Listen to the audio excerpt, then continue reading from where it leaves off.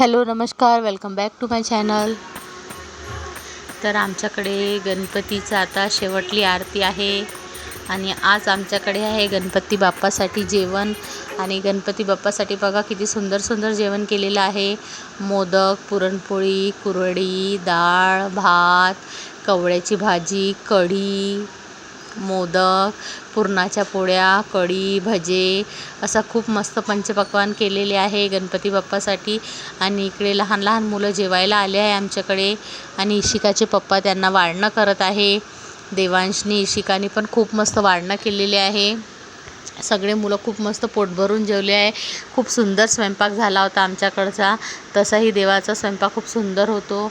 आणि हा आहे शेवटला दिवस. आता गणपती विसर्जनाची तयारी होत आहे. हे बघा आता गणपती बाप्पा आता निघालेले आहेत त्यांच्या घरी जाण्यासाठी. आणि देवांशनी डोक्यावर घेऊन गणपती बाप्पा नेत आहे. आणि देवांशची आजी दरवर्षीप्रमाणे गणपती बाप्पाची पप्पी घेत आहे. आणि आता आमचे गणपती बाप्पा निघालेले आहे. गणपती बाप्पा मोरया. दरवर्षीप्रमाणे आमच्याकडे पण 10 दिवसाचे गणपती असतात. आणि हा आहे शेवटला 10वा दिवस. आता गणपती बाप्पा चाललेले आहे विसर्जनासाठी. आणि खूप मन असं आमचं दुःखी झालेलं आहे. आणि इकडे बघा विहिरीवर खूप सारे लोकांनी गणपती आणले होते. आणि आता आमची इथे पण नदीवर शेवटची आरती होत आहे. आणि त्यानंतर सर्वांनी मिळून मस्त नदीवर आरती केली. आम्ही विहिरीवर गेलो होतो गणपती बाप्पा शिरवण्यासाठी. आणि इथे खूप सारे गणपती बाप्पा आले होते. खूप मस्त वाटलं. आणि देवांश बघा कसा मस्त गणपती बाप्पाच्या पाया लागत आहे. आता गणपती बाप्पा चाललेले आहे. खूप मन भरून आलं होतं गणपती बाप्पा जाताना.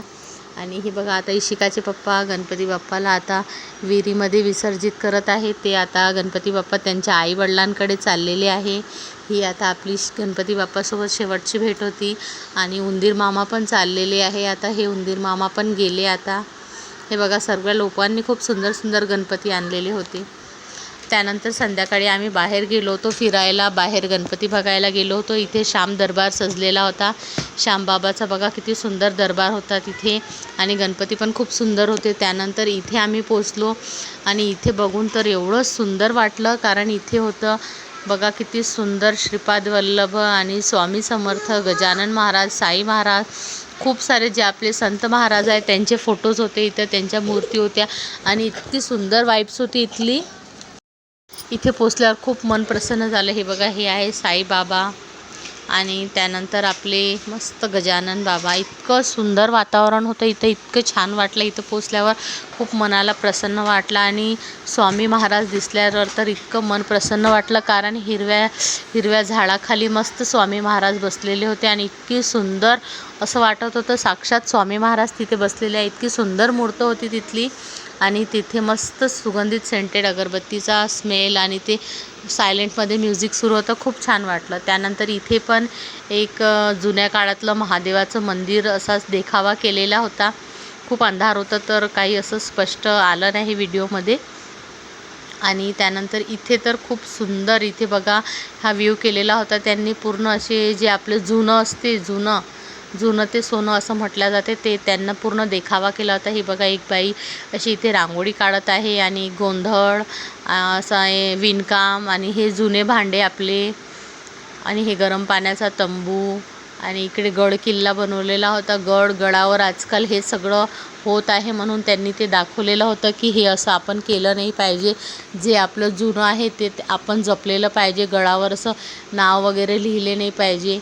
त्यानंतर इथे विठ्ठल रुक्मिणीची मूर्ती होती मंदिरामध्ये. खूप सुंदर. आणि जुन्या काळातले जे आपले देव असतात जे जुन्या लोकांकडे होते आणि देवाचे जे पूजेचे भांडे ते सगळे इथे होते.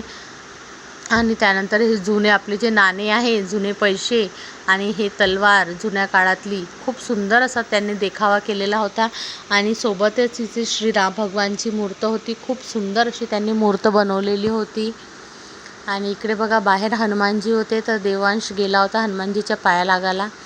त्यानंतर आम्ही गेलो होतो डेपोमध्ये. डेपोचा जो आपला सायन्सकोर मैदान आहे तिथे गणपती बाप्पा आणि मेळा लागला होता. तिथे बघा मेळ्यामध्ये गेल्याबरोबर दोनही मुलं मस्त आपापल्या झुलण्यासाठी गेले होते. देवांश बघा इथे जम्पिंगमध्ये गेला होता आणि खूप मस्त अशा उड्या मारत होता.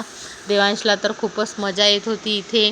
उड्या मारायला खूप मस्त मुलांनी एन्जॉय केलं इथे गेल्यानंतर. हे बघा आता खाली वर चढणं आणि घसरणं असे मुलं मस्त खेळत होते.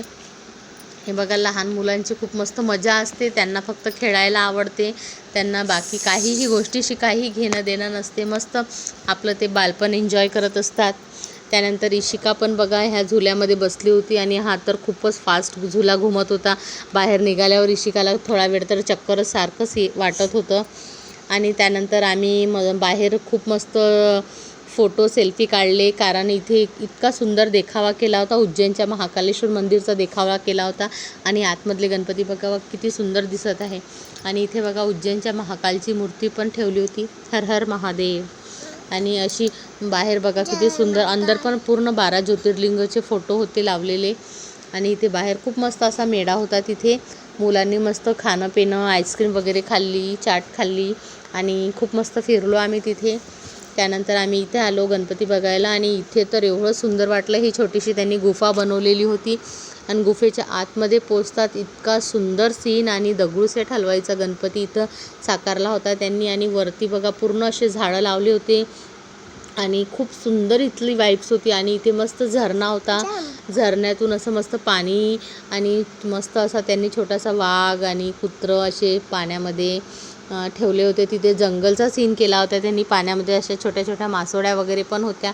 खूप मस्त इथला देखावा होता. खूप छान वाटलं इथे पण जाऊन. त्यानंतर इथे पण आम्ही गेलो. हा आहे आमच्या सरकारनगरचा राजा, आमच्या अमरावतीचा राजा म्हटलं जाते यांना.